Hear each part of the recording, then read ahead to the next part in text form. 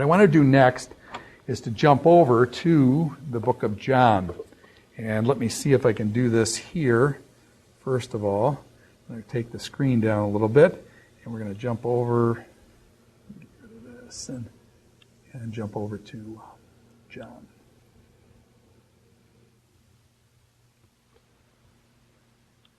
Now, John, as we said, is a huge part of John, is totally different than the other Gospels. 92% of John is unique material. 92%. Only 8% is there overlapping. So John, the Synoptic Gospels, Matthew, Mark, and Luke, give us one perspective. John gives us a different perspective. And that's great. Okay, the more we can learn about Jesus, the better, kind of thing. And so in John, as in Matthew, Jesus Christ is king in the kingdom of heaven. In Mark, you've got the suffering servant, the amazing suffering servant. And in Luke, you've got the perfect man showing the development of Jesus and all those unique parables and prayer and things. In John, Jesus is portrayed as Jesus is God. And if you've ever argued with folks or discussed things with a Jehovah's Witness and things who see Jesus as a God but not the God, Jesus is not Jehovah and things, and they'll make a real distinction there. In the beginning was the Word was with God, and the Word was a God, as they do in their New World translations. Unfortunately, it's incorrect, but that's what they hold. And I've often said none of the Jehovah's Witnesses I've ever talked to know Greek. If you ask them flat out, and I've handed them a Greek New Testament, none of them have been able to read, including some of their leadership, have been able to read Greek. And yet they base so much of this on this Greek. John is the place where people go to show Jesus Christ as God. And by the way, do you remember in this course, we went back to Mark chapter 1, verse 1, and if you notice that quote from Malachi, that actually, Mark 1:1 actually shows that Jesus is Jehovah God. So that's another place you can go for this, but John is the place that Jesus is portrayed as God. Now, I want to basically talk not so much about the person of John. We've got an expert here at Gordon College, a guy named Dr. Steve Hunt, who spent a lifetime studying the book of John, and he is a real expert in the book of John. And he doesn't so sure that John, he thinks maybe Lazarus or somebody else wrote the book of John. I disagree with that, so we've got a running debate and stuff. I get about to his expertise, though. He's the expert, and I'm just kind of like a yapping dog on the side. So I don't want to back the argument off in terms of the person of John, but I just want to reflect some of the characteristics of the book of John, and just these are some of the characteristics. Some of the characteristics of John, the book of John, are, and you realize that these titles, according to John, actually are not in the original manuscripts. So we still, we have not got something that says this is John wrote this, okay? Now in the book of Revelation, it says, I, John, had this vision and stuff. So in the book of Revelation, it's clear, and then we ask which John is that? Is it John the Elder? Is it John the Apostle? Most people think it's John the Apostle, but there's some debate and stuff. Whoever wrote this book is very Jewish. Whoever wrote this book is very Jewish. And let me just give you some examples of the Jewishness of this book. First of all, Jewish beliefs are contrasted with the Samaritans. In chapter 4, Jesus goes down to the woman at the well, and you see kind of the Jewish Jesus, and Jesus was Jewish, meeting the Samaritan woman there at the well. And basically the Samaritan woman in chapter 4, verse 9, the Samaritan woman said to him, you are a Jew, and I am a Samaritan woman. Both of those count, Samaritan and woman. I am a Samaritan woman. How can you ask me for a drink? And then in brackets it says, basically, it's what it says in brackets, for the Jews do not associate with the Samaritans. And so you get this little comment dropped in there, for the Jews do not associate with the Samaritans. She says, the Samaritan woman says, we worship God on this mountain, Mount Gerizim, up there. We worship on Mount Gerizim. You worship down in Jerusalem. You say that the temple in Jerusalem is the place. We worship here on Gerizim. John, the author of the book of John, picks up on this. Very Jewish. He's very sensitive. We worship in Jerusalem. You guys worship on Mount Gerizim. And so you get those kind of things going down where he picks up this. The feasts. Now, before I get to the feasts, let me go back. I want to talk about Hanukkah, but before we do that, I want to talk about first the Feast of Tabernacles. And the Feast of Tabernacles, when they were to go out and live in huts for a week, usually in the month of September in the fall. And they go out and they remember the wilderness wandering, when they wandered in the wilderness for 40 years. And so in the book of John, now this is going to be, I'm trying to show it's Jewish, chapter 7, verses 2 and 37 and following, it says, "But when the Jewish Feast of Tabernacles was near, Jesus' brothers said to him, 'You ought to leave here and go to Judea, so that your disciples may see the miracles you do.' And then it says, 'For even his own brothers did not believe in him.'" Jesus delays, and then he goes up to the Feast of Tabernacles in Jerusalem. John, the writer of the book of John, picks up this tabernacles, Jesus going up there, his brothers saying, "Why don't you go do some miracles down in Jerusalem and show everybody who you really are?" They didn't believe in him. Okay, so the writer picks this up with the Feast of Tabernacles, and then even more pronounced, John, in the book of John, is the only reference to this Feast of Hanukkah. Okay, chapter 10, verse 22, it says, "Then came the Feast of Dedication," which is, I think in the King James they translate the Feast of Lights, because they light the candles on Hanukkah. The Feast of Dedication at Jerusalem, it was winter. It was winter. When does Hanukkah come? If I say to you, Happy Hanukkah, when is Hanukkah? Hanukkah is right next to our Christmas, our celebration of Christmas, December 25th. Hanukkah is usually dances before that, comes before that. But, so the Feast of Hanukkah, he is the only in this book is the Feast of Hanukkah, the Feast of Dedication referred to. It is the only gospel that picks that up. That's very Jewish. The Feast of Hanukkah is not mentioned in the Old Testament because, as we saw when we studied the Maccabean period, the Feast of Hanukkah comes out of the Judas Maccabeus cleansing of the temple from Antiochus Epiphanes. Do you remember back around the 165 type BC kind of period? And then the Maccabees, Judas Maccabeus.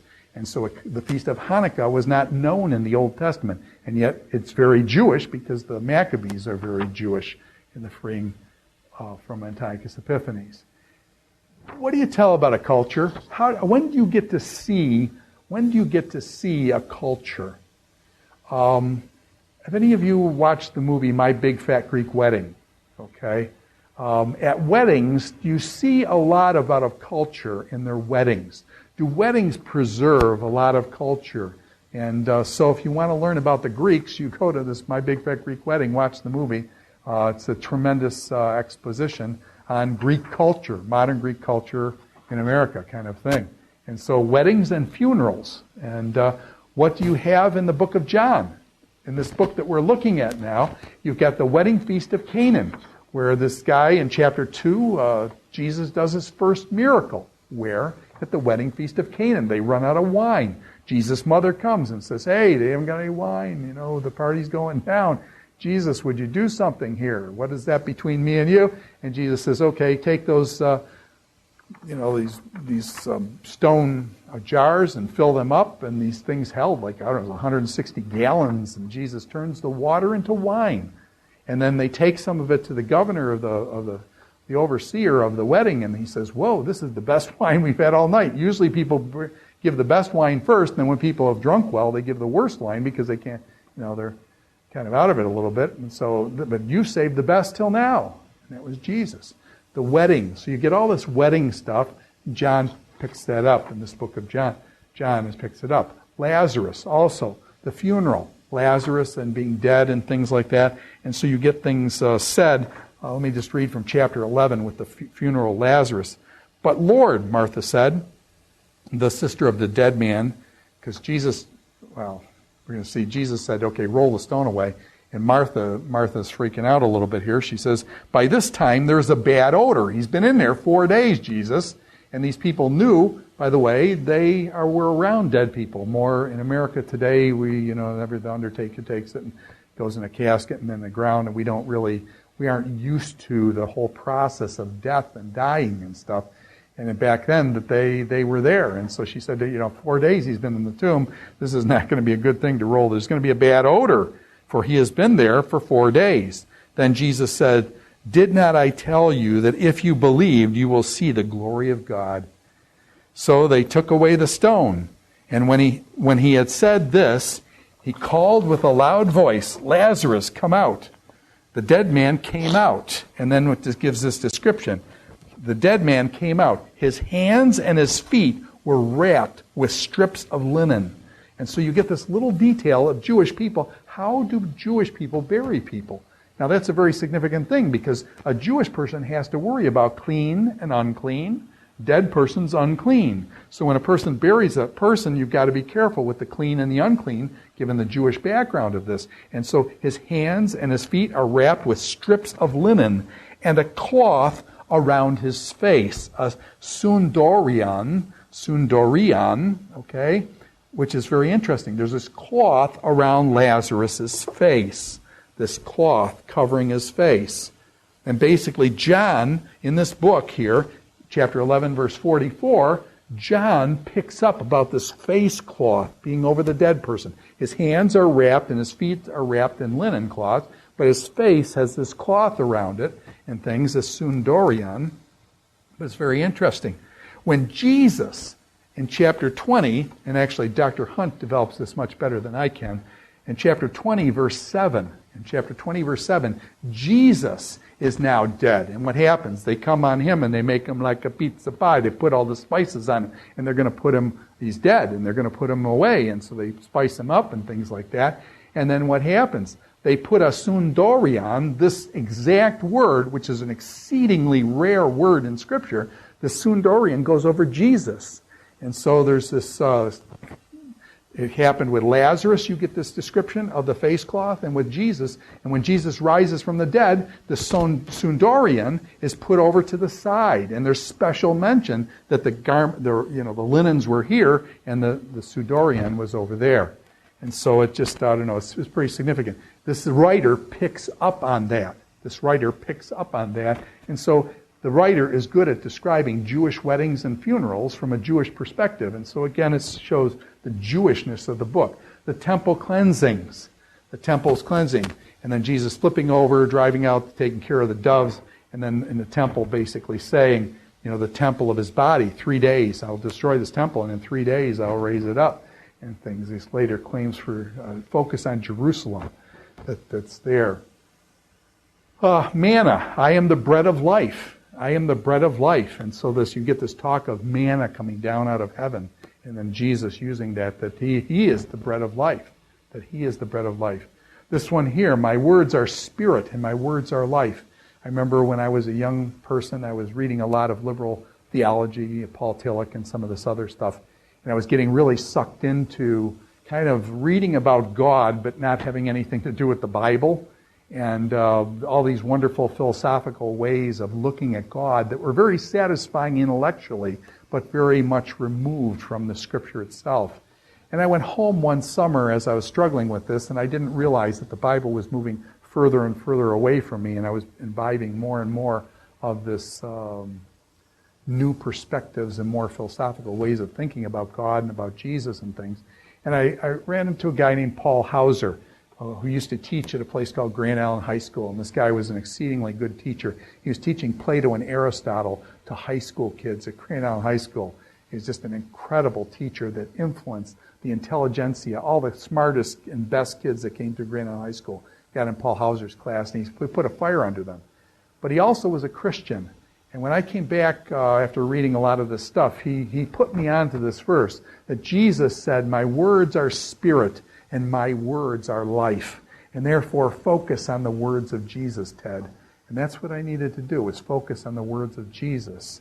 And so Paul Hauser got me back on the road then, and that was a real turning point for me in our discussion there. And it's been, anyways. That comes from the book of John. My words are spirit and my words are life.